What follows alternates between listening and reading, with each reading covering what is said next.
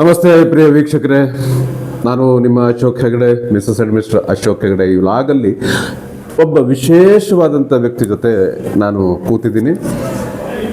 ನನಗೆ ತುಂಬ ಹೆಮ್ಮೆ ಇದೆ ಮತ್ತು ಗರ್ವ ಇದೆ. ಸರ್,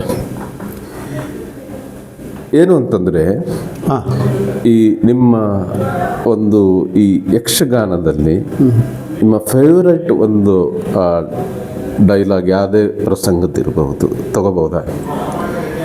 ಅದು ಫೇವ್ರೇಟ್ ಅಂದರೆ, ನಾನು ಯಾವುದೇ ಪ್ರಸಂಗದ ಯಾವ ಪಾತ್ರ ಮಾಡುವುದಿದ್ರು ಇಷ್ಟೇ ಹೇಳಬೇಕು ಎನ್ನುವುದನ್ನು ಮಾಡ್ಕೊಳ್ಳ. ಒಂದು ವೀಕ್ಷಕರಿಗೋಸ್ಕರ ಒಂದು ಸಣ್ಣ ಝಲಕ್ ಅದು ತಗೊಳ್ಬೋದು, ಅದೇನು ತೊಂದರೆ ಇಲ್ಲ, ಯಾವುದನ್ನು ತಗೊಳ್ಬೋದು. ಈಗ ಉದಾಹರಣೆಗೆ ಲಂಕಾದಾನದ ಆಂಜನೇಯ ತುಂಬ ಮಾಡ್ತೇನೆ ನಾನು. ಆಂಜನೇಯ ಸಮುದ್ರೋಲ್ಲಂಘನ ಮಾಡುವಾಗ ಅಲ್ಲಿ ದೇವತೆಗಳ ಕುರಿತು ಪ್ರಾರ್ಥನೆ ಮಾಡಿಕೊಳ್ಳುವುದು, ಮತ್ತು ಆಂಜನೇಯ ಸುದೀರ್ಘವಾಗಿ ಬೆಳೆದು ನಿಲ್ಲುವುದು. ಆ ಸಮಯದಲ್ಲಿ ಭೂವ್ಯೋಮದ ತನಕ ನಾನು ಬೆಳೆದಿದ್ದೇನೆ, ಇದಕ್ಕೆ ಮಾನವೀ ಸಹಜವಾದ ಯಾವುದೇ ಪ್ರಯತ್ನಗಳು ಬಲಗಳು ಸಾಕಾಗುವುದಿಲ್ಲ, ದೈವಿ ಬೆಂಬಲ ಬೇಕು ಅಂತ ದೇವರ ಹತ್ರ ಬೇಡ್ಕೊಳ್ಳುವುದು.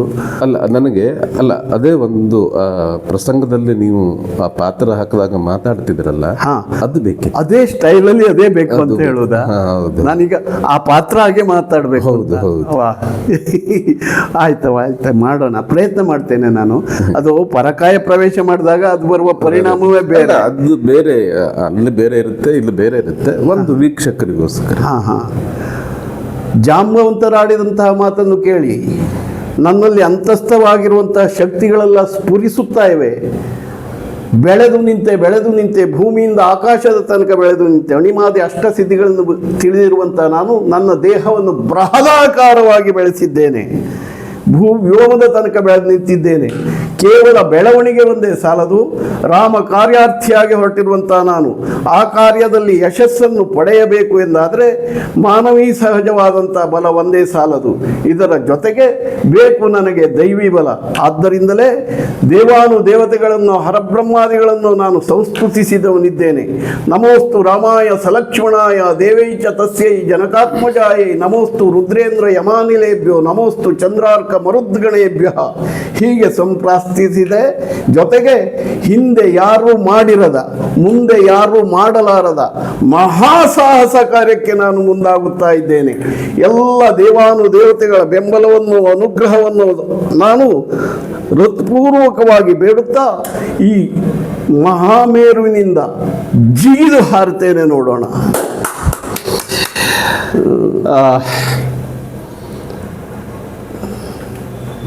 ಗಣಪತಿ ಹೆಗಡೆ ತೋಟಿ ಮನೆ ಅದ್ಭುತವಾದಂಥ ಯಕ್ಷಗಾನ ಕಲಾವಿದರು. ಈಗ ಹೆಗಡ್ರೆ, ನಾನು ನಿಮ್ಮ ಹತ್ರ ಆ ಯಕ್ಷಗಾನದ ಒಂದು ಆ ಜಾಂಬವಂತಂದು ಒಂದು ಇದು ಹನುಮಂತಂದು ಇದು ಲಂಕಾದಾನದ ಹನುಮಂತನ ಪಾತ್ರ. ನಿಮಿಷ, ನಾನು ಚಪ್ಪಾಳೆ ತಟ್ಟಿದೆ. ಇತ್ತೀಚೆಗೆ ನಿಮಗೂ ಬಹುಶಃ ಗೊತ್ತಿರಬಹುದು, ಯಕ್ಷಗಾನ ನಡೀತಿರಬೇಕಾದ್ರೆ ಶಿಳ್ಳೆ ಚಪ್ಪಾಳೆಗಳು ಇದ್ದಾಗ ಒಬ್ಬ ಕಲಾವಿದರು ಅದನ್ನು ಖಂಡಿಸಿದ್ರು, ಅಲ್ಲೇ ಸ್ಟೇಜಲ್ಲೇ ಬೈದರು. ಆದರೆ ನನಗೇನು ಅನಿಸುತ್ತೆ ಅಂತಂದರೆ, ಒಬ್ಬ ಕಲಾವಿದನನ್ನು ಪ್ರೋತ್ಸಾಹ ಮಾಡೋದಕ್ಕೆ ಚಪ್ಪಾಳೆ, ಯಾವುದೇ ಕಲಾವಿದರು, ಥಿಯೇಟರ್ ಇರ್ಬೋದು, ಅಂದರೆ ನಾಟಕಗಳಿರ್ಬೋದು, ಅಥವಾ ಯಕ್ಷಗಾನ ಇರ್ಬೋದು, ಲೈವ್ ಏನಿರುತ್ತೆ. ಈಗ ಉದಾಹರಣೆಗೆ ಕ್ರಿಕೆಟ್ನಲ್ಲಿ ಆದರೂ ಅಷ್ಟೇ, 4 ಹೊಡೆದ್ರೆ 6 ಹೊಡೆದ್ರೆ ಎಲ್ಲರೂ ಚಪ್ಪಾಳೆ ತಟ್ಟಿ ಆ ಒಂದು ಆಟಗಾರನನ್ನ ಹುರಿದುಂಬಿಸ್ತಾರೆ. ಹೌದು, ಇದ್ರ ಬಗ್ಗೆ ತಾವೇನು ಹೇಳ್ತೀರಿ? ಖಂಡಿತ ಬೇಕು. ಕಲಾವಿದನಾದವನಿಗೆ ಹಿಮ್ಮೇಳ, ಭಾಗವತರು, ಮದ್ದಳೆಗಾರ, ಚಂಡೆಗಾರ, ಇದು ಪ್ರಚೋದಕ ಶಕ್ತಿಗಳು. ನಮಗೆ ಆ ಪ್ರಚೋದಕ ಶಕ್ತಿ ಬೇಕು ಹಿಂದಿನಿಂದ. ಮುಂದಿನಿಂದ ಪ್ರೋತ್ಸಾಹವೂ ಅಷ್ಟೇ ಬೇಕು. ನಾವು ಆಡಿದ ಮಾತು, ಮಾಡಿದ ಅಭಿನಯ ಪ್ರೇಕ್ಷಕ ವಲಯಕ್ಕೆ ಮುಟ್ಟಿದೆ ಎನ್ನುವುದನ್ನು ತಿಳಿದುಕೊಳ್ಳುವುದಕ್ಕಾದರೂ ಕಲಾವಿದನಿಗೆ ಅದು ಬೇಕು. ಅದು ತಿಳಿಯಿತು ಅವರಿಗೆ, ಅದರಿಂದ ಅವರಿಗೆ ಪರಿಣಾಮ ಆಯಿತು ಎನ್ನುವುದನ್ನು ನಮಗೆ ತಿಳಿದಾಗ ನಮ್ಮ ಉತ್ಸಾಹ ಇನ್ನೂ ಹೆಚ್ಚಾಗ್ತದೆ. ಆದ್ದರಿಂದ ಸಕಾಲಕ್ಕೆ ಸರಿಯಾಗಿ ಅದು ಬೇಕು. ಎಲ್ಲೋ ನಾವು ಮಾತಾಡ್ತಾ ಇರುವಾಗ ಒಳ್ಳೆ ಭಾವನಾತ್ಮಕವಾಗಿ ಮಾತಾಡ್ತಾ ಇರುವಾಗ ಒಳ್ಳೊಳ್ಳೆ ವಿಷಯಗಳೇ ಬರ್ತವೆ. ವಿಷಯ ಒಳ್ಳೆಯದು ಬಂತು ಅಂತ ಮಧ್ಯೆ ಚಪ್ಪಾಳೆ ತಟ್ಟುವುದಿಲ್ಲ. ಆ ಪಾತ್ರದ ಆ ಪದ್ಯದ ಅರ್ಥ ಮುಗಿದಲ್ಲಿ ಚಪ್ಪಾಳೆ ತಟ್ಟುವ ಕ್ರಮ ಇದು ಬಹಳ ಒಳ್ಳೆಯದು. ಕುಣಿತ ಇರ್ಬೋದು, ನರ್ತನ ಇರ್ಬೋದು, ಆ ನರ್ತನ ಮುಗಿದಲ್ಲಿಗೆ ಚಪ್ಪಾಳೆ ತಟ್ಟುವುದು ಒಳ್ಳೆಯದು. ಮಧ್ಯ ಒಬ್ಬ ಪಾತ್ರಧಾರಿ ತನ್ಮಯತೆಯಿಂದ ಮಾತನಾಡ್ತಾ ಇರುವಾಗ ಮಧ್ಯೆ ಚಪ್ಪಾಳೆಯನ್ನು ಹೊಡೆದು ಬಿಟ್ಟರೆ ಆ ಒಳಹೊಕ್ಕಿದ ಆ ಪಾತ್ರದ ಒಳಹೊಕ್ಕಿದ ಕಲಾವಿದ ಹೊರಗೆ ಬಂದ್ಬಿಟ್ಟು. ಅಂದ್ರೆ ಏನಾಗುತ್ತೆ ಅಂದ್ರೆ ಈ ಸಾಮಾನ್ಯ ಜನರಿಗೆ ಅದು ಅರ್ಥ ಆಗಲ್ಲ. ಅವರು ತಮ್ಮ ಒಂದು ಎಂಟರ್ಟೈನ್ಮೆಂಟು, ಒಂದು ಆ ಖುಷಿ, ಆ ಒಂದು ಕಲೆಯಲ್ಲಿ ಕಾಣೋದಕ್ಕೆ ಬಂದಿರ್ತಾರೆ. ಆ ಪ್ರೇಕ್ಷಕ ವರ್ಗಕ್ಕೆ ನೀವು ಹೀಗೆ ಇರಿ ಅಂತ ಆವತ್ತಿನ ಒಂದು ಕಾಲದಲ್ಲಿತ್ತು. ಈಗ ನೀವು ಹೇಳಿದ ಹಾಗೇನೆ ಆ ನೃತ್ಯ ಮುಗಿದಾಗ ಅಥವಾ ಆ ಮಾತು ಮುಗಿದಾಗ ಅದ್ರ ಖುಷಿಯಿಂದ ಚಪ್ಪಾಳೆ ತಟ್ತಿದ್ರು. ಇವತ್ತಿನ ಇದು ಬೇರೆ ತರ ಇದೆ. ಎರಡು ಇದರಲ್ಲಿ ಸರಿ, ಅಲ್ಲಿಗೆ ಬಿಟ್ಟಾಕೋಣ. ಗಣಪತಿ ಹೇಳ್ರೆ ತಮ್ಮ ಊರು, ಬಾಲ್ಯದ ಒಂದಷ್ಟು ಗೆಳೆತನ, ಮತ್ತೆ ಇಲ್ಲಿಗೆ ಈ ಕ್ಷೇತ್ರ ನೀವು ಏನಕ್ಕೆ ಆಯ್ಕೆ ಮಾಡಿಕೊಂಡ್ರಿ? ಸಾಕಷ್ಟು ಕ್ಷೇತ್ರಗಳಿದ್ದಾಗಲೂ ಕೂಡ ಇದು ನಿಮ್ಮ ಊರು ಮತ್ತೆ ಆ ಪರಿಚಯನ ಸಂಕ್ಷಿಪ್ತವಾಗಿ ಹೇಳೋದಾದ್ರೆ. ನನ್ನ ಊರು ಹೊನ್ನಾವರ ತಾಲೂಕು ನಗರೆ, ಅದರಲ್ಲಿ ತೋಟಿಮನೆ ಅಂತ ಒಂದು ಆ ಪ್ರದೇಶದ ಹೆಸರು. ಅದು ತೋಟಿಗದ್ದೆ, ಶಾಲೆ, ತೋಟಿಮನೆ, ಈ ಥರ. ಅಲ್ಲಿ ನಾನು ಹುಟ್ಟಿದ್ದು. ನನ್ನ ಮನೆ ವಾಸ್ತವ್ಯ ಈಗಲೂ ಅಲ್ಲೇ, ತೋಟಿ ಮನೆಯಲ್ಲೇ. ನನ್ನ ಬಾಲ್ಯ ಜೀವನ ಹೇಗಿತ್ತು ಅಂದರೆ, ನಾನು ಶಾಲೆಗೆ ಹೋಗುವ ಆ ಕಾಲದಿಂದಲೂ ಪ್ರೈಮರಿ ಸ್ಕೂಲಿಗೆ ಹೋಗುವಾಗಲೂ ಯಕ್ಷಗಾನದ ಕಡೆ ಆಸಕ್ತಿ, ಸೆಳೆತ ತುಂಬ ಇತ್ತು. ನನ್ನ ಅಜ್ಜನ ಮನೆಯಲ್ಲಿ ಗೋಪಿ ಗಣಪತಿ ಹೆಗಡೆ ಅಂತ ಅವರು ಭಾಗವತರಾಗಿದ್ದರು. ಭಾಗವತರು ಅಂದರೆ ಹವ್ಯಾಸಿ ಭಾಗವತರು. ಆ ಕಾಲದಲ್ಲಿ ಶಿವರಾಮ ಹೆಗಡೆಯವರಿಗೆ ಅವರಿಗೆಲ್ಲ ನಿಕಟ ಸ್ನೇಹ, ಒಡನಾಟ. ಕೆರೆಮನೆ ಶಿವರಾಮ ಹೆಗಡೆಯವರು, ಶಂಭು ಹೆಗಡೆಯವರ ತಂದೆ. ಹಾಗಾಗಿ ಆ ಕಲಾವಿದರು, ಆಮೇಲೆ ಶಿವರಾಮ ಹೆಗಡೆಯವರ ನಂತರ ನಾನೆಲ್ಲ ಭಾಳ ಚಿಕ್ಕವ ಆವಾಗ. ಆಮೇಲೆ ಶಂಭು ಹೆಗಡೆಯವರು, ಮಾಬಲ ಹೆಗಡೆಯವರು, ಗಜಾನನ ಹೆಗಡೆಯವರು ಎಲ್ಲರೂ ನನ್ನ ಅಜ್ಜನ ಮನೆಗೆ ಬರ್ತಾಯಿದ್ರು. ನಾನು ಪ್ರೈಮರಿ ಸ್ಕೂಲಿಗೆ ಹೋದದ್ದು ಅಜ್ಜನ ಮನೆಯಲ್ಲಿ ಉಳ್ಕೊಂಡು. ಹಾಗಾಗಿ ಆ ಕಲಾವಿದರು ಎಲ್ಲರ ಪ್ರಭಾವ ನನ್ನ ಮೇಲಿದೆ. ಅಂದರೆ ನಾನು ಇನ್ನೊಂದು ವಿಶೇಷವಾದ ಒಂದು ಆಸಕ್ತಿ ಯಕ್ಷಗಾನಕ್ಕೆ ಬರೋದಕ್ಕೆ ನಿಮ್ಮ ಅಜ್ಜ ಅಂತಂದ್ರೆ ಯಾಕಂದ್ರೆ ಗಣಪತಿ ಹೆಗಡೆ ಗೋಪಿ ಮನೆ ಅಂತ, ಅಂದ್ರೆ ಅವರು ಅಡಿನ ಬಾಳ ಅದು, ಅಂದ್ರೆ ತಪ್ಪಾಗ್ಲಿಕ್ಕಿಲ್ಲ ಅಂತ. ಖಂಡಿತ ತಪ್ಪಲ್ಲ. ಆಮೇಲೆ ನನ್ನ ತಂದೆ ಗೋವಿಂದ ಹೆಗಡೆ, ನನ್ನ ದೊಡ್ಡಪ್ಪ ಸುಬ್ರಾಯ ಹೆಗಡೆ ಅಂತ, ಅವರೆಲ್ಲರೂ ಹವ್ಯಾಸಕ್ಕಾಗಿ ವೇಷ ಮಾಡಿದವರು, ಅದು ವೃತ್ತಿಯಾಗಿ ಸ್ವೀಕಾರ ಮಾಡಿದವರಲ್ಲ, ಅಂತ ಪ್ರಚಾರಕ್ಕೆ ಅದಕ್ಕೆ ಬಂದವರಲ್ಲ. ಆದರೂ ಆಸಕ್ತಿಯ ಮೂಲ ಅಲ್ಲಿತ್ತು ಅಂತ ನಾನು ಹೇಳಲಿಕ್ಕೆ ಹೊರಟಿದ್ದು. ಒಂದು ಅಜ್ಜನ ಮನೆ ಕಡೆಯಿಂದ, ಅಜ್ಜನಿಂದ, ಇನ್ನೊಂದು ದೊಡ್ಡಪ್ಪ ನನ್ನಪ್ಪ ಈ ಕಡೆಯಿಂದ. ಅದು ಎಲ್ಲದರ ಜೊತೆಗೆ ಈ ಕಲಾವಿದರ ನಿಕಟ ಸಂಪರ್ಕ ಉಂಟಲ್ಲ. ಈಗ ಅಜ್ಜನ ಮನೆಯಲ್ಲಿದ್ದಾಗ ಅವರೆಲ್ಲ ಬರ್ತಿದ್ರು, ಸುಮ್ಮನೆ ತಾಳ್ಮದ್ಲೆ ಆಗ್ತಿತ್ತು. ಅವರೆಲ್ಲ ಬಂದ್ರು ಅಂತಲೇ ತಾಳ್ಮದ್ಲೆ. ಹೀಗೆ ಆ ಕಲಾವಿದರು ಕುಣಿಯುವುದು, ಆಡುವುದು, ಮಾತಾಡುವುದು, ಇದೆಲ್ಲ ನೋಡಿ ನಾನು ಅದರಿಂದ ಪ್ರಭಾವಿತನಾಗಿದ್ದೇನೆ ತುಂಬ. ಆದ್ದರಿಂದ ಚಿಕ್ಕ ವಯಸ್ಸಿನಲ್ಲಿಯೇ ನನಗೆ ಆ ಕಡೆ ಸೆಳ್ತಾ ಇತ್ತು. ಆಮೇಲೆ ಬಾಲ್ಯ ಜೀವನ ಹಾಗೂ ಹೀಗೂ ಪ್ರೈಮರಿ ಸ್ಕೂಲ್ ಮುಗೀತು, ಹೈಸ್ಕೂಲಿಗೆ ಹೋದೆ. ಹೈಸ್ಕೂಲಿಗೆ ಹೋದರೂ ಸಹ SSLC ಪರೀಕ್ಷೆ ಬರೆಯುವಾಗ ನಾನು ಮೊದಲನೇ ದಿನ ನಾನು ಫುಲ್ ಬೆಳಗ್ಗೆ ತನಕ ಆಟ, ಆವಾಗಲಲ್ಲಿ 3 ಗಂಟೆ ಆಟ, ಬೆಳಗಿನ ತನಕ ಅದನ್ನು ನೋಡ್ಕೊಂಡು ಬಂದು ಸೀದಾ ಪರೀಕ್ಷೆ ಬರೆಯಲಿಕ್ಕೆ ಹೋದದ್ದು. ನನ್ನ ಹತ್ರ ಪಾಸ್ ಮಾಡ್ಲಿಕ್ಕೆ ಆಗ್ಲಿಲ್ಲ. ಇವತ್ತಿಗೂ ನಾನು SSLC ಫೇಲೇ, ಪಾಸ್ ಆಗ್ಲಿಲ್ಲ. ಆದ್ರೆ ಹೇಳಿದ್ರೆ ಅಲ್ಲಿ ಫೇಲ್ ಆಗಿರ್ಬೋದು, ಅಲ್ಲಿ ನಪಾಸ್ ಆಗಿರ್ಬೋದು. ಬಟ್ ಯಕ್ಷ ಕಲಿಯಲ್ಲಿ ಗಣಪತಿ ಹೆಗಡೆ ತೋಟಿಮನೆ ಅಂತಂದ್ರೆ ಒಂದು ಹೆಸರಿದೆ. ಹೌದು, ಅದು ಸಾಕು. ಆ ಹೆಸರು ಮಾಡುವುದಕ್ಕೆ ಕಾರಣ ಇದೆಲ್ಲ ನನ್ನ ಆಸಕ್ತಿಯ ಮೂಲಗಳು, ನನ್ನನ್ನು ಪ್ರೇರೇಪಿಸಿರುವಂಥದ್ದು. ಆದರೆ ಕಲಿಯುವುದಕ್ಕೆ ಎಲ್ಲಿ ಹೋಗುವುದು? ಇನ್ನು ಈಗ ಆ ಕಾಲದಲ್ಲಿ ಸಾಮಾನ್ಯ 85-86ನೇ ಇಸವಿಯಲ್ಲಿ ಕಪ್ಪೆಗೆರೆ ಸುಬ್ರಾಯ ಭಾಗವತರು ಅಂತ, ಅವರು ಇಡಗುಂಜಿ ಮೇಳದಲ್ಲಿ ಪ್ರಧಾನ ಭಾಗವತರೇ ಆಗಿದ್ರು. ಆಗ ನೆಬ್ಬೂರು ನಾರಾಯಣ ಭಾಗವತರು, ಕಪ್ಪೆಗೆರೆ ಸುಬ್ರಾಯ ಭಾಗವತರು, ಅತ್ಯುತ್ತಮ ಲಯ. ಅವ್ರ ಹತ್ರ ಕಲಿಯಬೇಕು ಅಂತ ನಾನು ಅವ್ರ ಮನೆಗೆ ಹೋದೆ. ಅವ್ರಿದ್ದು ಮೊದಲೊಂದು ಕ್ಲಾಸ್ ಇತ್ತು. ಕ್ಲಾಸಿಗೆ ಹೋದಾಗ ನಮ್ಮ ಮನೆಯಲ್ಲಿ ಸ್ವಲ್ಪ ವಿರೋಧವೂ ಇತ್ತು, ಯಕ್ಷಗಾನ ಕಲಿಯೋದು ಬೇಡ, ಕಲ್ತ್ರ ಮಗ ಹಾಳಾಗಿ ಹೋಗ್ತಾನೆ ಅನ್ನೋ, ಅದು ಸಹಜ, ತಂದೆ ತಾಯಿಗೆ ಇರುವುದು ಸಹಜ ಅದು. ಆದರೂ ಏನೇನೋ ಒತ್ತಾಯ ಮಾಡಿ ಹೋದೆ. ಕ್ಲಾಸಿಗೆ ಹೋಗಿ ಒಂದು 3 ತಿಂಗಳೊಳಗೆ ಆ ಕ್ಲಾಸ್ ಅಲ್ಲಿಗೆ ಮುಗೀತು. ಆಮೇಲೆ ಅವರಲ್ಲೂ ಮುಂದುವರಿಸಲಿಲ್ಲ. ಹಾಗಾದ್ರೆ ನನ್ನ ಕತೆ ಏನು ಅಂತ ಅವ್ರ ಹತ್ರ ಕೇಳಿದೆ. ತನ್ನ ಮನೆಗೆ ಬಾ ಕಲಿಸ್ತೇನೆ ಅಂತ ಹೇಳಿದರು. ಅವ್ರ ಮನೆಗೆ ಹೋಗಿ ಕಲಿತೆ. ಹಾಗೂ ಈಗ 1 ವರ್ಷ. ಆ ಬಳಿಕ ಅವರು ಗುಂಡಬಾಳ ಮುಖ್ಯ ಪುರಾಣ ಸನ್ನಿಧಿಯಲ್ಲಿ ಸತತ 6 ತಿಂಗಳು ಒಂದೇ ಸ್ಥಳದಲ್ಲಿ ಯಕ್ಷಗಾನ ನಡೆಯುವಂಥದ್ದು. ಅಲ್ಲಿಗೆ ಅವರು ಹೋಗಿದ್ರು, ನಾನು ಅಲ್ಲಿಗೆ ಹೋದೆ. ಅಂದ್ರೆ ಅಲ್ಲಿ ಒಂದೇ ಯಕ್ಷಗಾನ ನಡೆಯೋದ, ಪ್ರತಿದಿನ ಬೇರೆ ಬೇರೆ ಬೇರೆ ಬೇರೆ ಪ್ರಸಂಗಗಳು. ಹರಿಕೆ ಬಯಲಾಟದು, ಆಂಜನೇಯ ಸ್ವಾಮಿಗೆ ಹರಿಕೆ ಹೇಳ್ಕೊಳ್ಳುವುದು, ತನ್ನದೊಂದು ಇಂಥದ್ದು ಆಸೆ ಈಡೇರಿದ್ರೆ ಕೆಲಸ ಆದ್ರೆ ಮಾಡಿಸ್ಕೊಡ್ತೇನೆ ಅಂತ. ಅಲ್ಲಿಗೆ ಅವ್ರು ಹೋದಾಗ ನನಗೆ ಒಳ್ಳೆ ಅವಕಾಶ ಸಿಕ್ತು. ಅದು ನಾನು ಅಲ್ಲಿಗೆ ಹೋದೆ. ಅಲ್ಲಿ ಆವಾಗ ನಾನು ಗೋಪಾಲ ವೇಷದಿಂದ ಶುರು ಮಾಡಿದ್ದು, ಬಾಲಗೋಪಾಲ ವೇಷ. ನನಗೇನು ಬರ್ತಾ ಇರಲಿಲ್ಲ, ಏನು ಅಷ್ಟಕ್ಕಷ್ಟೇ ಹೆಜ್ಜೆ ಮಾತ್ರ ಪ್ರಾರಂಭಿಸಿದ್ದಷ್ಟೇ. ಅಲ್ಲಿ ಹೋಗಿ ನನಗೊಂದು ಅವಕಾಶ ಕೊಡ್ತೀರಾ ಅಂತ ಕೇಳಿದಾಗ, ಕುಣಿಲಿಕ್ಕೆ ಬರ್ತದ ಕೇಳಿದ್ರು ಅಲ್ಲಿ ಯಜಮಾನರು. ಬರ್ತದೆ ಅಂತ ಸುಳ್ಳೇ ಹೇಳಿದ್ದೇನೆ, ಏನು ಬರ್ತಾ ಇರಲಿಲ್ಲ. ಆಮೇಲೆ ನಾನು ಅಲ್ಲಿ ಕಲ್ತಿದ್ದು. ಕಪ್ಪೆಕೆರೆ ಸುಬ್ರಾಯ ಭಾಗವತರು ಹಗಲು ಹೊತ್ತಿನಲ್ಲಿಯೂ ಅಲ್ಲೇ ಇರ್ತಿದ್ರು, ನಾನು ಅಲ್ಲೇ ಇರ್ತಿದ್ದೆ. ನಮಗೆ ಅದು ದೂರ ಅಲ್ಲ, 10 ಕಿಲೋಮೀಟರ್ ಒಳಗಡೆ ಅವ್ರ ಮನೆ, ನಮ್ಮ ಮನೆ ಎಲ್ಲ ಗುಂಡಬಾಳ. ಆದರೂ ಅಲ್ಲಿ ಉಳ್ಕೊಂಡು ಅವ್ರ ಹತ್ರ ಅಭ್ಯಾಸ ಮಾಡೋದಕ್ಕೆ ಪ್ರಾರಂಭ ಮಾಡಿದೆ. ಹಗಲು ಹೊತ್ತಿನಲ್ಲಿ ಕಲಿಸ್ತಾ ಇದ್ರು. ಹಗಲು ಏನು ಕಲಿಸಿದ್ರೋ ಅದನ್ನು ರಾತ್ರಿ ರಂಗದಲ್ಲಿ ತರಿಸುವುದಕ್ಕೆ ಪ್ರಯತ್ನ ಮಾಡ್ತಿದ್ರು. ನಾನು ಅಲ್ಲಿ ಪಾಸ್ ಆದೆ. ಇಲ್ಲಿ ಫೇಲ್ ಆದ್ರೂ ಅಲ್ಲಿ ಪಾಸ್ ಆದೆ. ಅದು ದಿನದಿಂದ ದಿನಕ್ಕೆ ನನಗೆ ಪ್ರಮೋಷನ್ ಸಿಗ್ತಾ ಹೋಯ್ತು ಅಲ್ಲಿ. ಆಮೇಲೆ ಮತ್ತೆ ಯಾವುದೋ ಒಂದೇ ರೀತಿಯ ಪಾತ್ರಕ್ಕೆ ನಾನು ಸೀಮಿತ ಆಗಲಿಲ್ಲ. ಅದು ಕಾರಣವೂ ಕಪ್ಪಗೆರೆಯವರೇ, ಭಾಗವತರೇ.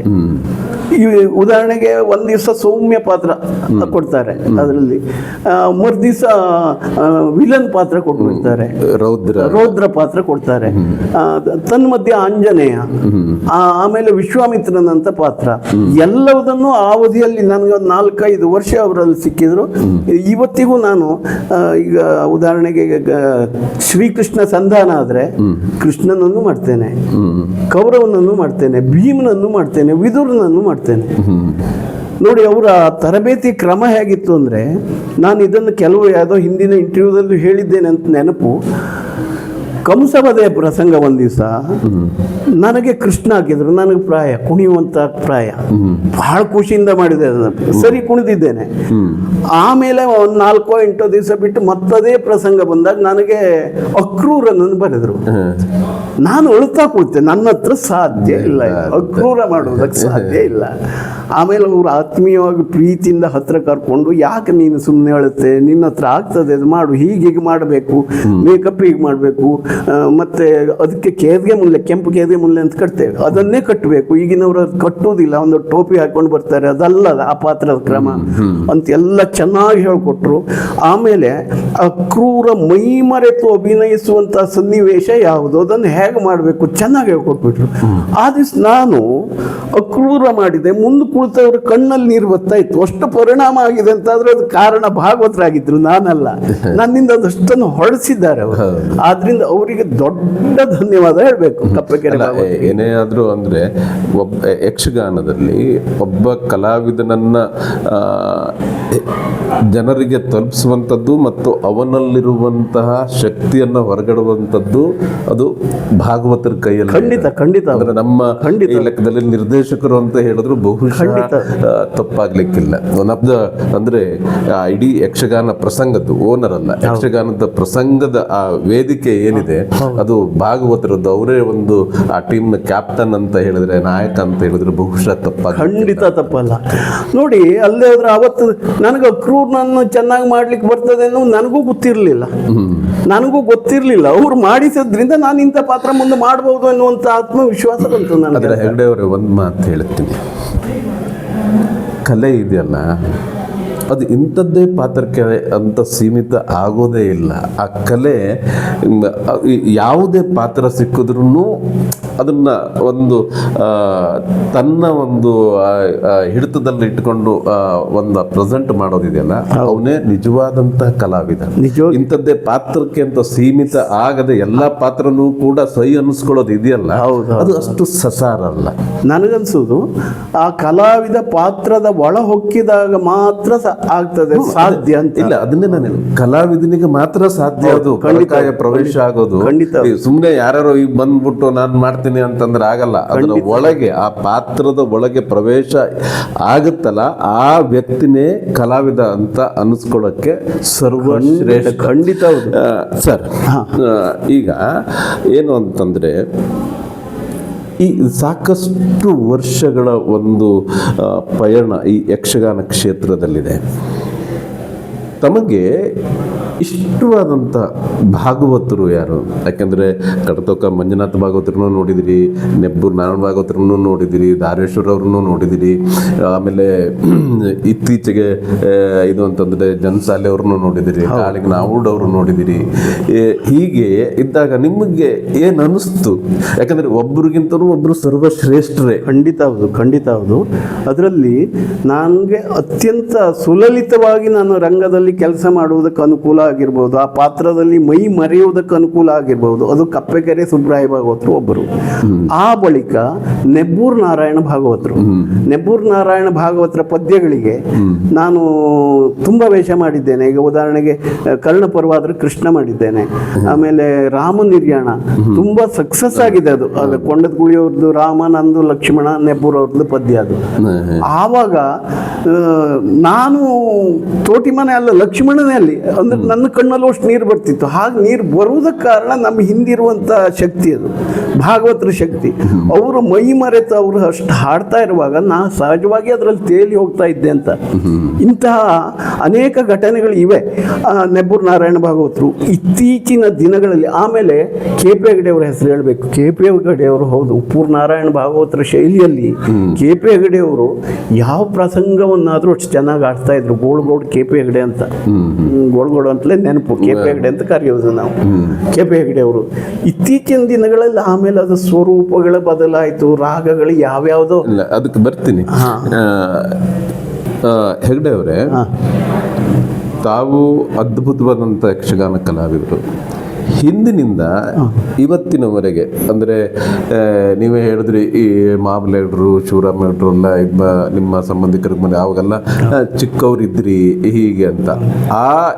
ಅಲ್ಲಿಂದ ಇಲ್ಲಿವರೆಗೆ ಬಂದಾಗ ನೀವು ನಿಮ್ಮ ಒಂದು ಯಕ್ಷಗಾನ ಆ ಪಟ್ಟುಗಳನ್ನು ಹೇಗೆ ಕೆಲವೊಬ್ಬರಿಂದ, ಅಂದರೆ ಭಾಗವತರು ಬಿಡಿ, ಸುಬ್ರಾಯ ಭಾಗವತರು ಅದನ್ನು ಬಿಟ್ಟು ಈ ಕಲಾವಿದರು ನಿಮ್ಮನ್ನು ಇನ್ಫ್ಲುಯೆನ್ಸ್ ಮಾಡಿದ್ದು, ಅಂದರೆ ನಿಮ್ಮನ್ನು ಒಂಥರ ಏನೋ, ಈಗ ನನಗೂ ಈಗ ನಮ್ಗೆ ಅನಿಸುತ್ತೆ, ನಮ್ಮ ಸಿನಿಮಾ ಡಾಕ್ಟರ್ ರಾಜ್ಕುಮಾರ್ ಅವರು ಈ ಥರ ಅಂತಂದರೆ ನಮ್ಗೆ ಒಂದಿದು. ಹಾಗೆಯೇ ನಿಮಗೆ ಯಾರು ಅಂತ ನಾನು ಕೇಳ್ಬೋದಾ?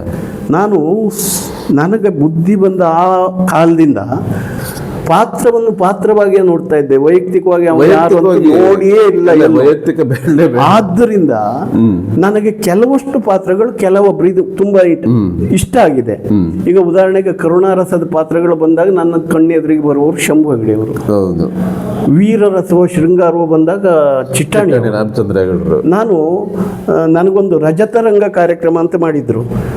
ಆ ಸಮಯದಲ್ಲಿ ಚಿಟ್ಟಾಣಿಯವರನ್ನೆಲ್ಲ ನಾನು ಸನ್ಮಾನಿಸಿದ್ದೇನೆ. ನಾನು ಸನ್ಮಾನ ಪಡೆಯುವ ಮೊದಲು 6 ಜನರನ್ನು ನಾನು ಸನ್ಮಾನಿಸಿ ಪಡೆದದ್ದು. ಆವತ್ತು ಹೇಳಿದ್ದೇನೆ ಅದನ್ನು. ಈಗ ನನ್ನ ಭಸ್ಮಾಸುರ ತುಂಬ ಹೆಸರು ಮಾಡಿದೆ. ಭಸ್ಮಾಸುರ ಹೆಸರು ಮಾಡುವಲ್ಲಿ ಕಾರಣ ಯಾರು? ಚಿಟ್ಟಾಣಿಯವರಾಗಿದ್ದಾರೆ ಅಂತ ನಾನು ಹೇಳೋದು. ಅದು ತೋಟಿಯೇ ಮಾಡಿರ್ಬೋದು. ಪ್ರಪ್ರಥಮ ನಾನು ಭಸ್ಮಾಸುರ ಮಾಡುವಾಗ ಚಿಟ್ಟಾಣಿಯವರು ಏನು ಅಭಿನಯಿಸ್ತಾ ಇದ್ರ ಅದನ್ನೇ ನಾನು ದಿಟ್ಟು ಇಡುವ ಪ್ರಯತ್ನ ಮಾಡಿದ್ದೆ. ಅವರು ಮತ್ತೆ ಮಂಟಪ ಮಾಡ್ತಾ ಇದ್ರು, ಮೇಳ, ನಾನು ಅದನ್ನ ನೋಡಿ ಮಾಡ್ತಾ ಇದ್ರು. ಆಮೇಲೆ ಚಿಟ್ಟಾಣಿಯವ್ರದನ್ನು ಮಾಡಿ ಆ ಪ್ರೇಕ್ಷಕರನ್ನು ಒಂದ್ಸಲ ನನ್ನ ಕಡೆ ಹೇಳ್ಕೊಂಡೆ. ಭಸ್ಮಾಸುರ ತೋಟಿ ಮನೆ ಮಾಡಬಹುದು ಎನ್ನುವುದು ಜನಾಭಿಪ್ರಾಯ ಬರುವುದಕ್ಕೆ ಪ್ರಾರಂಭ ಆಯಿತು. ಆವಾಗ ಏನು ಮಾಡಿದೆ, ಮೊದಲು 100ಕ್ಕೆ 80% ಚಿಟ್ಟಾಣಿಯವ್ರದನ್ನು ಮಾಡ್ತಿದ್ದೆ ನಾನು. ಆಮೇಲೆ ಅದನ್ನು ಅದಕ್ಕೆ ಸೇರಿಸುವುದಕ್ಕೆ ಪ್ರಯತ್ನ ಮಾಡಿದೆ.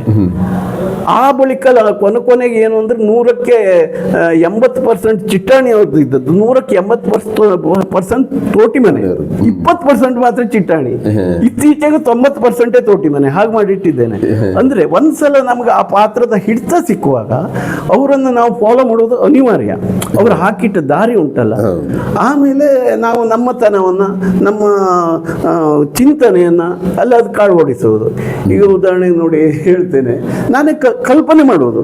ಭಸ್ಮಾಸುರ ಭಸ್ಮವನ್ನು ಹುಡುಕುವುದಕ್ಕೆ ಹೋದಾಗ ಹರನ ಅಜ್ಞಾತ ಶಿರದವಳು ಧರಿಸುತ್ತಾ ಭಸ್ಮಾಸುರ ಹೋಗ್ತಾನೆ.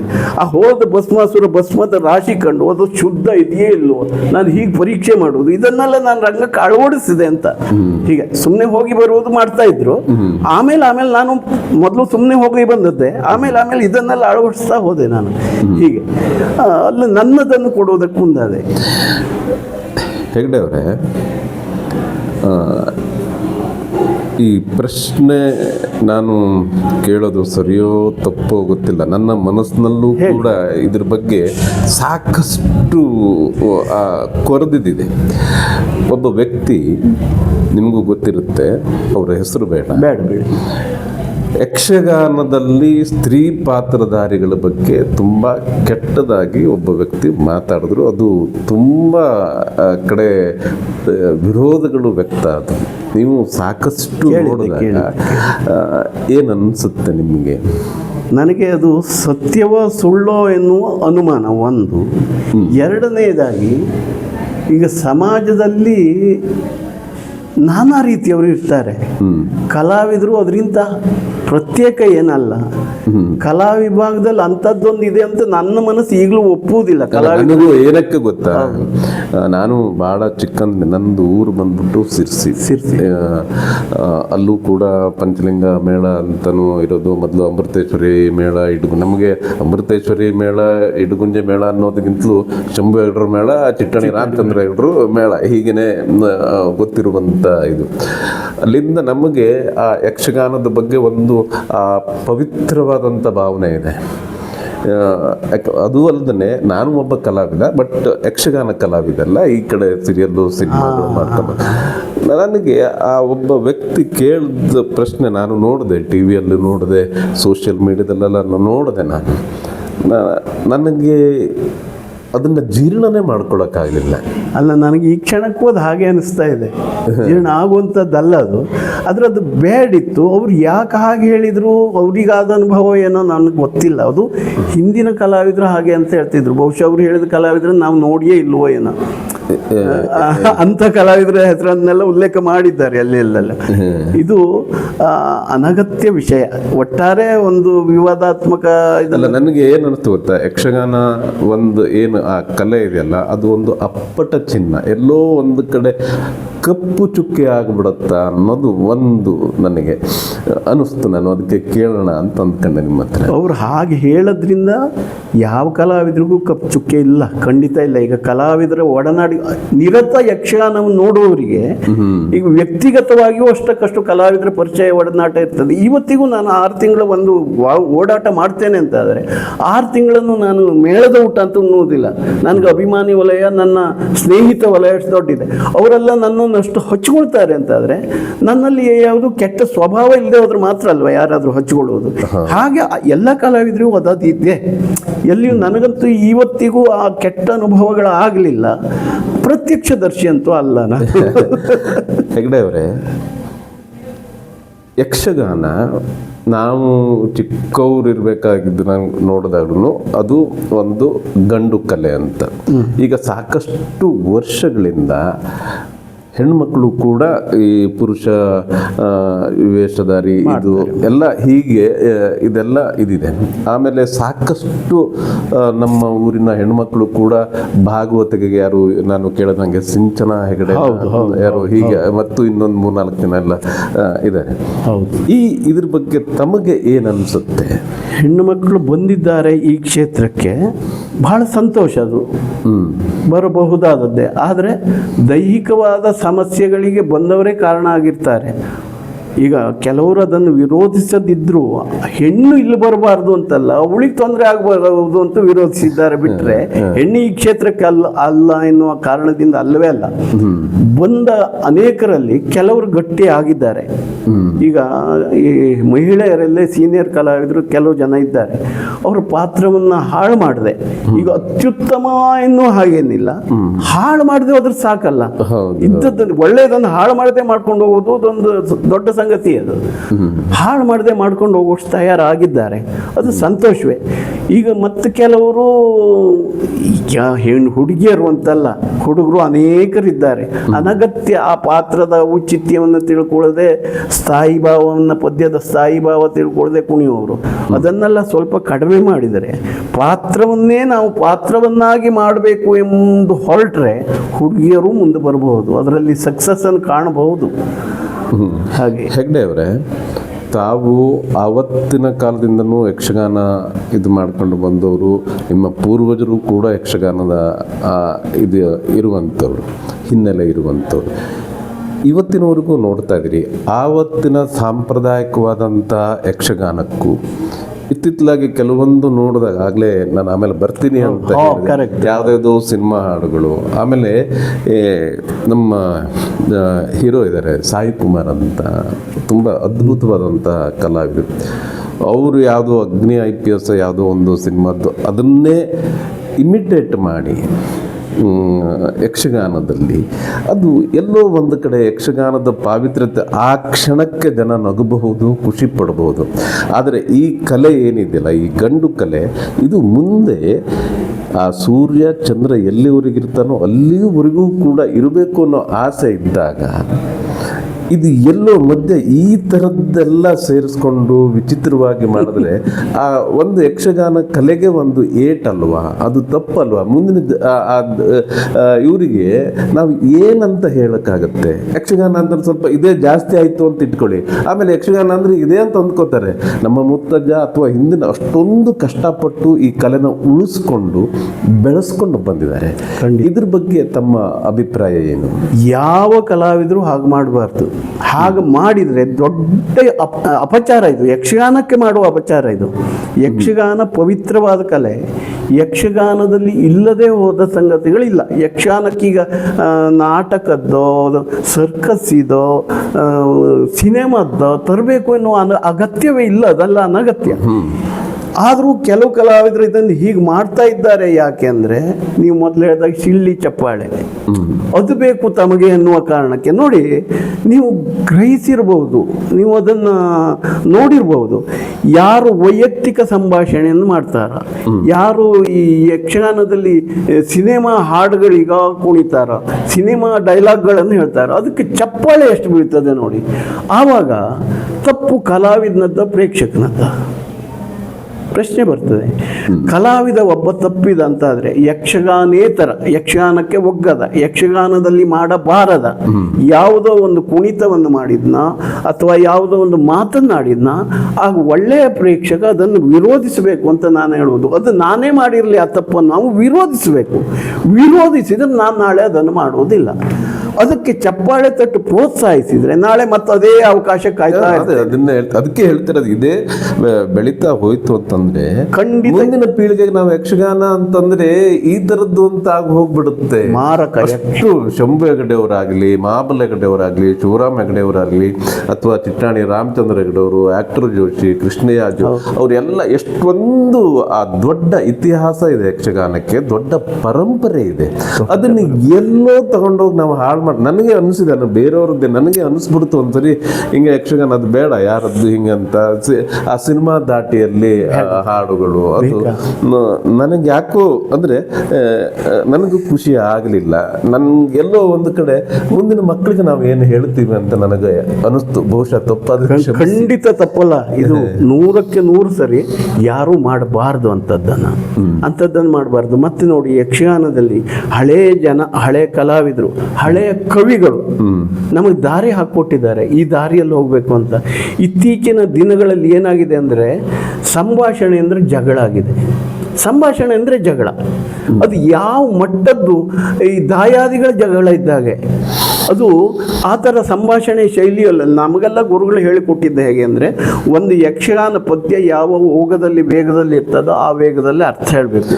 ನಾನೇ ನೋಡ್ದಂಗೆ ಇವರದ್ದು ಕೆರೆಮನೆ ಶಂಭು ಹೆಗಡೆ ಅವರದ್ದು ಕೃಷ್ಣ ಸಂಧಾನ ಇರ್ಬೋದು, ಆ ಕರ್ಣ ಪರ್ವ, ಅವರು ಮಧ್ಯ ಬಿದ್ದಾಗ ಆ ಪಾತ್ರದ ಚೌಕಟ್ಟು, ಆ ಕಥೆಯನ್ನ ಬಿಟ್ಟು ಅಲ್ಲಿ ಉಪಕಥೆಗಳು ಬರ್ಬೋದು. ಹಿಂದೆ ನೀನು ಹಿಂಗೆ ಮಾಡಿದ್ದೆ, ಹೀಗೆ ಅದು ಇದು ಅಂತ ಎಲ್ಲ ಬರುತ್ತೆ. ಆ ಶಲ್ಯನ ಜೊತೆ ಇರ್ಬೋದು ಅಥವಾ ಇದು ಅದನ್ನೆಲ್ಲ ಅಲ್ಲಿದೆ. ಇದೆ. ನಾವು ಅದು ಬಿಟ್ಟು ಯಾವುದೋ ಸಿನಿಮಾದ ಡೈಲಾಗ್ ಅಥವಾ ಇನ್ನೊಂದಕ್ಕೆ ಹೋಗುವಂತ ಅವಶ್ಯಕತೆನೇ ಖಂಡಿತ ಇಲ್ಲ. ಆಮೇಲೆ ಪ್ರತಿಯೊಬ್ಬ ಕಲಾವಿದರದ್ದು ಒಂದು ಧರ್ಮ ಇದೆ ಸರ್. ನಮ್ಮ ಒಂದು ಸನಾತನ ಧರ್ಮಕ್ಕೆ ಏನು ಇದನ್ನ ನಾವು ನಮಗ್ ಗೊತ್ತಿದ್ದೋ ಗೊತ್ತಿದ್ದನ್ನ ಯಕ್ಷಗಾನ ಮುಂದಿನ ಪೀಳಿಗೆಗೆ ಹೇಳ್ತಾ ಹೋಗುತ್ತೆ.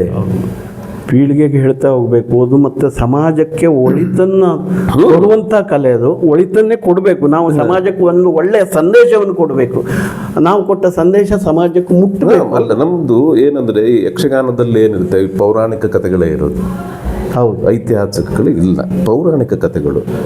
ಆ ಪ್ರತಿಯೊಂದು ಪಾತ್ರಗಳು ಒಂದೊಂದು ವಿಶೇಷವಾಗಿ ಇದ್ದು ಆ ಜನರಿಗೆ ಒಂದು ಒಳ್ಳೆ ಸಂದೇಶನ ಕೊಡುತ್ತೆ. ಸಂದೇಶವನ್ನು ಕೊಡಬೇಕು. ಮತ್ತು ಆ ಪಾತ್ರಧಾರಿ ಆ ಪಾತ್ರದ ಕುರಿತಾಗಿ ಸ್ವಲ್ಪ ಯೋಚನೆ ಮಾಡಿ, ಚಿಂತನೆ ಮಾಡಿ ಅಂದ್ರೆ ಒಂದು ಆ ಪಾತ್ರಧಾರಿ, ಈಗ ಉದಾಹರಣೆಗೆ ನಾನು ಹೇಳ್ತೀನಿ, ಕರ್ಣಪರ್ವನೇ ಇರ್ಬೋದು, ಶಂಭು ಹೆಗಡರು ಮಾಡೋದು. ಅದರ ಆಳ ಎಷ್ಟಿದೆ ಹಿಂದೆ ಅದನ್ನೆಲ್ಲ ಸ್ಟಡಿ ಮಾಡೋರು. ಆ ಮಧ್ಯದಲ್ಲಿ ಏನೇ ಇದ್ರು ನೋಡು, ಹಿಂದೆ ಈ ಕಾಲದಲ್ಲಿ ನೀನು ಮಾತಾಡಿದ್ದೆ, ಇವತ್ತು ಆ ಮಾತನ್ನ ತಪ್ಪುತ್ತಾ ಇದೆಯಾ, ಹೀಗೆ ಪ್ರತಿ ಒಂದು ಶಲ್ಯನು ಅವನ ಇತಿಹಾಸನ ಕೆಣಕ್ತಾ ಹೋಗ್ತಾನೆ. ಸ್ವಂತ ಪುತ್ತ ನೀನು, ಹೀಗೆ ಅದು ಇದು ಅಂತ. ಹಾಗೂ ಹೋದ್ರನೆ ಚಂದ. ಅದು ಬಿಟ್ಟು ಬಿಟ್ಟು ಏನೋ ಅದೇ ಆ ಚೌಕಟ್ಟಿನಲ್ಲಿ ಇದ್ರ ಮಾತ್ರ ಚಂದ ಅಂತ. ಈಗ ಯಾವ ಪಾತ್ರವಾಗಲಿ, ಶಲ್ಯ ಆಗ್ಲಿ, ಕರ್ಣ ಆಗ್ಲಿ, ಕೃಷ್ಣ ಆಗ್ಲಿ, ಕೃಷ್ಣನ ಹಿಂದೆ ನಡೆದ ಘಟನೆಗಳು, ಶಲ್ಯ ಹಿಂದೆ ನಡೆದ ಘಟನೆಗಳನ್ನು ಸೇರಿಸಿ ಮಾತಾಡಬಹುದು. ಎಲ್ಲೋ ರೋಡ್ನಲ್ಲಿ, ಬಸ್ ಸ್ಟ್ಯಾಂಡ್ ಅಲ್ಲಿ ಆದ ಸುದ್ದಿಯನ್ನೆಲ್ಲ ತಂದ್ರೆ ಸ್ಥಳದಲ್ಲಿ ಹೇಳುವುದಲ್ಲ. ಯಾವುದೋ ಒಬ್ಬ ವ್ಯಕ್ತಿಯ, ಪಾತ್ರಧಾರಿಯ ವೈಯಕ್ತಿಕ ಸಂಭಾಷಣೆ. ಆಮೇಲೆ ಇತ್ತಿತ್ತಲಾಗಿ ಯಾವುದೋ ಒಂದು ಇದರಲ್ಲಿ ರಾಜಕೀಯದ್ದು ಇರುತ್ತೆ, ರಾಜಕೀಯ ಅದನ್ನು ತಂದುಬಿಟ್ಟು ಹೌದೌಲ್ಯ ಅದನ್ನೂ ನಾನು ನನಗದೆಲ್ಲ ಇದೆಲ್ಲ ಅಪಚಾರಗಳು. ನಾವು ಕಲೆಗೆ ಮಾಡುತ್ತಿರುವಂತಹ ಅಪಚಾರಗಳಾಗ್ತದೆ ನಾವು ಹಾಗೆ ಮಾಡಿದ್ರೆ. ಮಾಡಬಾರ್ದು ಯಾವ ಕಲಾವಿದನು. ಓಕೆ, ಹೆಗ್ಡೆ ಅವರೇ, ಕೊನೆಯದಾಗಿ ನಾನು ನಿಮ್ಮ ಹತ್ರ, ಇಷ್ಟು ವರ್ಷ ಇದಿದೆ ಇಲ್ಲ, ಇದು ಈ ಯಕ್ಷಗಾನವೇ ಸಾಕು ಅಂತ ನಿಮಗೆ ಯಾವತ್ತಾದರೂ ಅನ್ನಿಸಿದೆಯಾ? ನಿಜವಾಗಿಯೂ ಇತ್ತೀಚೆಗೆ ಹಾಗೆ ಅನಿಸ್ತಾ ಇದೆ. ಇತ್ತೀಚೆಗೆ ಹಾಗೆ ಅನಿಸ್ತಾ ಇದೆ. ನಾನು ನನ್ನ ಜೊತೆ, ನಮ್ಮ ಸಹ ಕಲಾವಿದರ ಜೊತೆಗೆ ಮಾತಾಡುವಾಗ ಅನೇಕ ಬಾರಿ ನಾನು ಇದನ್ನು ಹೇಳ್ತಾ ಇದ್ದೆ. ಅವರು ಅದನ್ನು ನನ್ನಲ್ಲಿ ಹಂಚಿಕೊಂಡಿದ್ದಾರೆ. ಯಾಕೆಂದರೆ ನೋಡಿ, ನಾವು ಬೆಳೆದು ಬಂದ ಕ್ರಮ ಹಾಗೆ, ನಾವು ಅನುಸರಿಸಿದ ಕ್ರಮ ಹಾಗೆ. ಯಕ್ಷಗಾನ ಚೌಕಟ್ಟನ್ನು ಬಿಟ್ಟು ಆಚೆ ಹೋಗುವುದಿಲ್ಲ. ಸಂಭಾಷಣೆ ಯಾವುದೋ ಗಲೀಜು ಸಂಭಾಷಣೆ ಮಾಡುವುದಿಲ್ಲ. ನಾನು ಇದೇ ಶಬ್ದ ಹೇಳ್ತೇನೆ, ಯಾಕೆಂದರೆ ಈಗ ನಡೀತಾ ಇರುವಂಥದ್ದು ಅದೇ. ಆದ್ದರಿಂದ ದ್ವಂದ್ವಾರ್ಥದ ಇರ್ಬೋದು, ಜನರ ಚಪ್ಪಾಳೆಗೋ ಸೀಟಿಗೋ ನಾವು ಯಾವುದೋ ಮಾತನಾಡಿ ಯಾವುದೋ ಕುಣಿತವನ್ನು ಮಾಡಿ ಬಂದವರಲ್ಲ ಇಲ್ಲಿಯ ತನಕ. ಈಗಿನ ದಿನಗಳಲ್ಲಿ ಅದಕ್ಕೆ ಪ್ರೋತ್ಸಾಹ ಕೊಡೋದ್ರ ಮೂಲಕ ಪ್ರೇಕ್ಷಕರೇ ಅದಕ್ಕೆ ಜವಾಬ್ದಾರರಾಗಿರ್ತಾರೆ ಅಂತ ಗಟ್ಟಿ ಹೇಳ್ತೇನೆ ನಾನು. ನಿಮ್ಮ ಇದ್ರ ಮೂಲಕ ತಿಳಿಸ್ತೇನೆ, ಪ್ರೇಕ್ಷಕರು ಗಟ್ಟಿಯಾಗಿ ಅದನ್ನು ವಿರೋಧಿಸದೆ ಅಂತ ಅಪಸವ್ಯಗಳು ಇಲ್ಲಿ ಮಾಯ ಆಗುವುದಿಲ್ಲ. ಅಪಸವ್ಯ ಹೋಗಬೇಕು, ಪ್ರೇಕ್ಷಕರು ಗಟ್ಟಿಯಾಗಬೇಕು. ಈ ಒಂದು ಕಲಾವಿದನಿಗೆ ಉದಾಹರಣೆ ಹೇಳ್ತೇನೆ. ಕಲಾವಿದ ತಮ್ಮ ನೋಡು, ನೀನು ಹೀಗೆ ಮಾಡಿದ್ದು ತಪ್ಪು ಅಂತ ನಾನು ಹೇಳಿದರೆ, ಇವ್ರ ಹತ್ರ ಮಾಡ್ಲಿಕ್ಕಾಗಲಿಲ್ಲ, ಅವ್ರು ನನಗೆ ಹೇಳ್ತಾರೆ. ಈಗ ಆ ಮಟ್ಟಕ್ಕೆ ಎಳೆಯ ಕಲಾವಿದರು ತಯಾರಾಗಿದ್ದಾರೆ. ಈಗ ರಂಗಸ್ಥಳದಲ್ಲಿ ಬೇಕಾಬಿಟ್ಟಿ ವ್ಯವಹಾರಗಳಾಗ್ತಾ ಇವೆ. ಈ ಕೊಂಡದಗುಳಿ ರಾಮಚಂದ್ರ ಹೆಗಡೆ ಅವರು, ನಾನು ಅದನ್ನೇ ತೋಟಿ ನಮಗಲ್ಲ, ಇನ್ನಲ್ಲ, ಇದು ಈ ಕ್ಷೇತ್ರ ಅಲ್ಲ, ನಾವು ನಿಧಾನ ಹಿಂದೆ ಸರಿದು ಬಿಡುವ, ನಮ್ಮ ಮರ್ಯಾದಿತವ ನಾವು ಹಿಂದೆ ಸರಿದು ಬಿಡುವಂತ ಅವರು ಎಷ್ಟೋ ಬಾರಿ ನನ್ನ ಹತ್ರ ಹೇಳಿದ್ಬಿಟ್ಟು ನಮ್ಗೆ ನಿಜವಾಗಿ ಆಗ ಅನಿಸ್ತಾ ಇದೆ. ಈಗ ಪಾತ್ರ ಆಗುವುದಿಲ್ಲ ಅಂತಾದ್ರೆ ಯಾಕೆ ಅಂತ ನಾನು ಕೇಳುವುದು. ಈಗ ಕೃಷ್ಣ ಆಗಲಿ, ರಾಮ ಆಗಲಿ, ಆಂಜನೇಯ ಆಗಲಿ, ಅದಾಗಿ ಮಾತಾಡುವುದಿಲ್ಲ, ಅದಾಗಿ ಅಭಿನಯಿಸುವುದಿಲ್ಲ. ಈಗಿನ ಕಲಾವಿದರು ಕುಣಿತಾರೆ. ನಿಮ್ಗೆ ಸಣ್ಣ ಉದಾಹರಣೆ ಹೇಳ್ತೇನೆ. ಜನುಮದಾತನ ಅರಿಯದಾದೇನು ಒಂದು ಹುಡುಗನ ವೇಷ. ಅಮ್ಮನ ಹತ್ರ ಬಂದು, ಜನುಮದಾತ ಯಾರು, ನನ್ನ ಅಪ್ಪ ಯಾರು ಎನ್ನುವುದು ನನಗೆ ಗೊತ್ತಿಲ್ಲಮ್ಮ ಕೇಳುವುದು, ಅದು ನನಗೆ ಗೊತ್ತಿಲ್ಲ. ಅದಕ್ಕೆ ಆ ಹುಡುಗ ಏನು ಕುಣಿತಾನೆ, ಯಾರು ಹೇಳುವ ಹೆಸರು ಬೇಡ.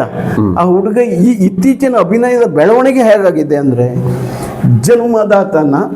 ಜನುಮದಾತನ ಇದೊಂದು 8 ಸಲ, ಇದೊಂದು 8 ಸಲ, ಅರಿಯದಾದೇನು ಇದು ಅಭಿನಯವ, ಇದು ಆ ಸ್ಥಾಯಿ ಭಾವ ಎಲ್ಲೋಯ್ತು. ಆಮೇಲೆ ಇಂಥದ್ದು ಅನೇಕ ಸಂಗತಿಗಳು ಇವೆ ರಂಗಸ್ಥಳದಲ್ಲಿ ಇವತ್ತಿಗೂ ನಡೀತಾ ಇದ್ದದ್ದು. ನೀವು ನೋಡ್ರೆ ಸಿಗ್ತದೆ, ನೀವು ಯಕ್ಷಗಾನಕ್ಕೆ ಹೋಗ್ಬೇಕು ಅಂತೇಳಿ ಯೂಟ್ಯೂಬಲ್ಲಿ ನೋಡಿ ನೀವು ಸಿಗ್ತದೆ. ಇಂಥ ಅನೇಕ ಸಂಗತಿಗಳು ಸಿಗ್ತಿವೆ. ಅದು ತಪ್ಪು, ಅಷ್ಟು ಕುಣಿಬೇಡ ನೀನು ಅಂತ ಹೇಳಿದರೆ ಇವ್ರ ಹತ್ರ ಕುಣಿಲಿಕ್ಕೆ ಆಗುವುದಿಲ್ಲ. ಹಾಗಾಗಿ ನಮಗೆ ಚಪ್ಪಾಳೆ ಬೀಳ್ತದೆ, ಸಹಿಸುವುದಿಲ್ಲ ಇವರು, ಹಾಗಾಗಿ ನಮಗೆ ಹೇಳ್ತಾರೆ ಅಂತ ನಮ್ಮ ಎದುರಿಗೆ ಹೇಳದೆ ಹೋದ್ರೆ ಹಿಂಬದಿಗದೆ ಅಭಿಪ್ರಾಯ. ಆದ್ರಿಂದ ನಾವು ಕಲಾವಿದರು ಅದನ್ನು ವಿರೋಧಿಸುವ ಹಾಗಿಲ್ಲ. ವಿರೋಧಿಸಿದ್ರು ಆ ಹುಡುಗರ ಮಕ್ಕಳು ತಗೊಳ್ಳುವುದಿಲ್ಲ. ಇದನ್ನು ಪ್ರೇಕ್ಷಕರಿಗೆ ಕಂಟ್ರೋಲ್ ಮಾಡಬೇಕು.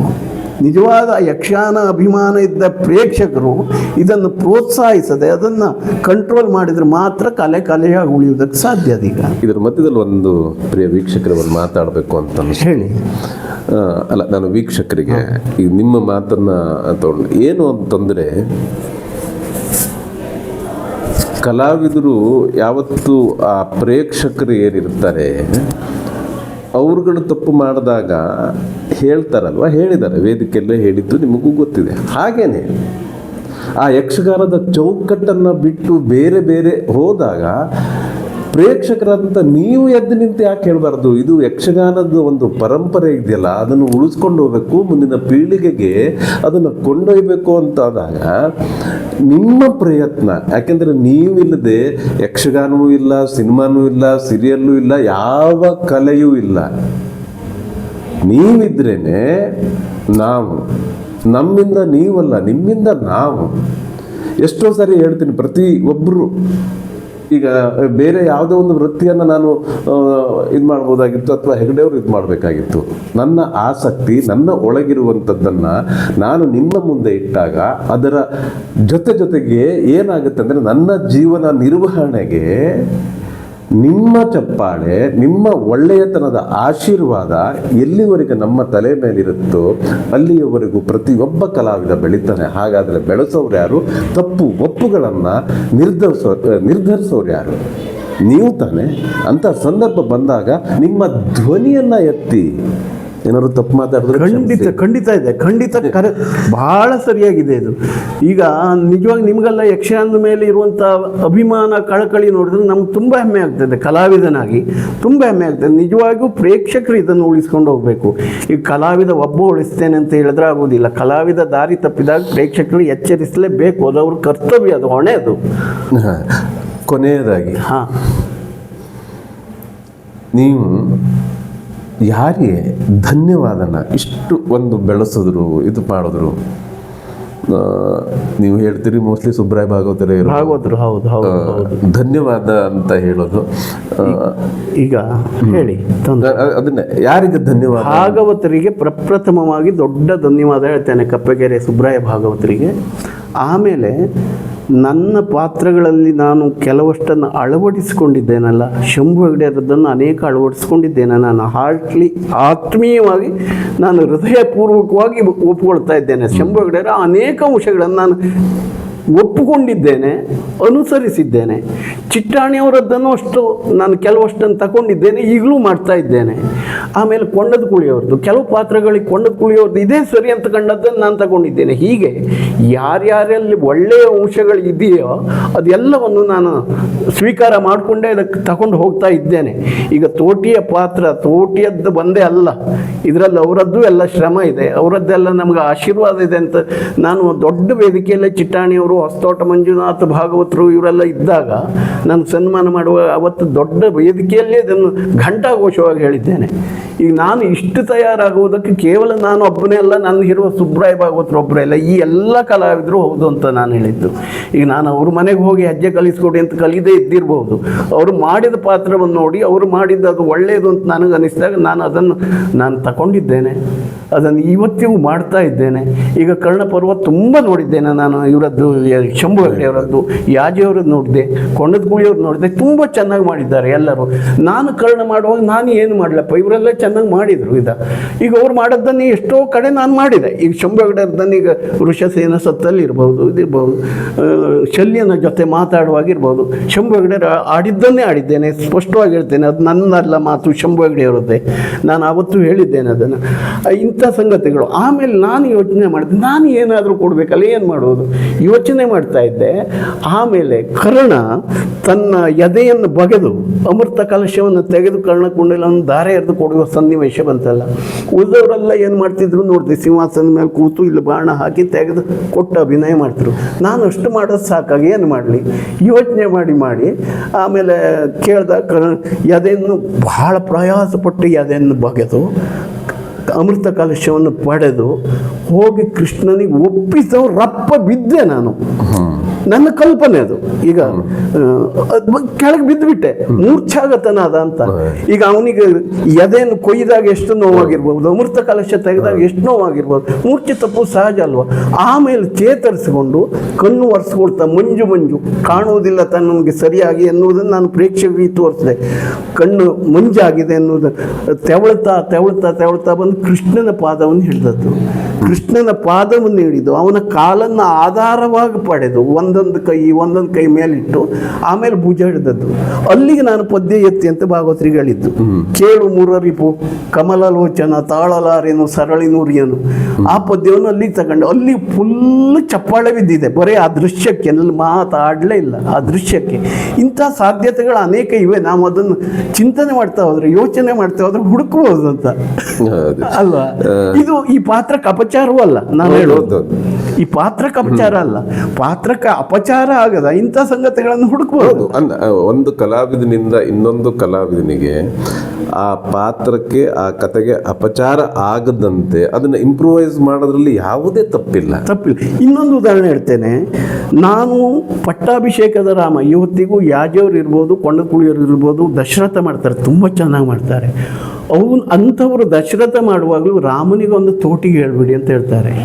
ಅಂದ್ರೆ ರಾಮ ಅವರು ಮೆಚ್ಚಿಕೊಂಡಿದ್ದಾರೆ ಅನ್ನೋದೇ ಅರ್ಥ. ಜನವು ಮೆಚ್ಚಿದ್ದಾರೆ. ಆ ಪ್ರಪ್ರಥಮವಾಗಿ ಪಟ್ಟಾಭಿಷೇಕದ ರಾಮನ ಪಾತ್ರ ನಾನು ಮಾಡುವುದ ಸಂದರ್ಭ ಬಂದಾಗ ನಾನು ಆ ಪಾತ್ರದ ಬಗ್ಗೆ ಯೋಚನೆ ಮಾಡಿದೆ. ಅದಕ್ಕೂ ಮೊದಲು ಅನೇಕ ಕಲಾವಿದರು ಮಾಡಿದ್ದನ್ನು ನಾನು ನೋಡಿದ್ದೇನೆ. ಪನ್ನೀರ ರಾಮನಿಗೆ ಪಂಕಜಾಕ್ಷರೆರೆದು ಅದೊಂದು ಪದ್ಯ, ಜಂಪೆ ತಾಳದ ಪದ್ಯ.